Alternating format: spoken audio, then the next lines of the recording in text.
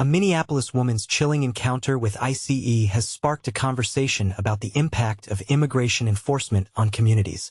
The story of Sue Tincher, who was detained for 4 hours after simply asking questions, highlights the need for transparency and accountability in these operations. On a typical Tuesday morning, Sue Tincher, a resident of Minneapolis, found herself in an unexpected situation. She had heard about an ICE operation in her neighborhood and, as an observer, wanted to understand the situation better. When she approached the agents and inquired about their actions, she was met with a surprising response. "I was told to stand back, but I didn't, and that's when things escalated," Sue recalled.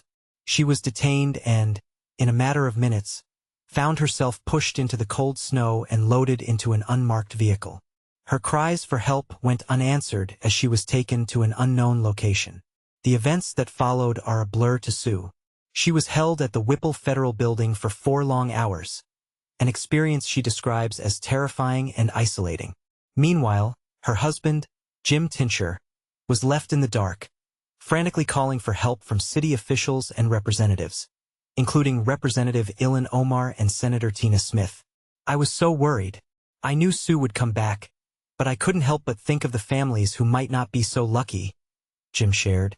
His words highlight the fear and uncertainty that often accompany these operations, leaving communities in a state of distress. But here's where it gets controversial. ICE's social media post on the day of Sue's detention. The agency shared a video of multiple arrests, captioned with a playful reference to Minnesota's weather. This tone-deaf response has sparked outrage, with many questioning the agency's priorities and tactics. And this is the part most people miss: the impact on the community. The Northside Residents Redevelopment Council reports that 3 others were detained during the same raid. These individuals, like Sue, were likely left with a sense of fear and vulnerability, their lives disrupted by a system that often operates in the shadows. ICE and the Department of Homeland Security have remained silent on this incident, leaving many questions unanswered. Why were these individuals targeted? What protocols were followed? And, most importantly, how can we ensure that operations like these are conducted with respect for human rights and due process? Sue, despite her traumatic experience, remains committed to her role as an ICE observer. "I see the impact on our neighborhoods and families, and I want to shed light on those who might not have the resources to speak up," she said. Her bravery and determination serve as a reminder that these issues are not abstract. They affect real people with real lives.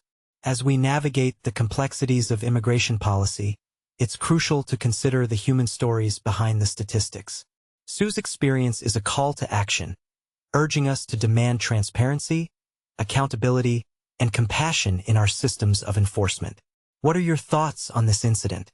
Do you think ICE's actions were justified, or do they raise concerns about civil liberties?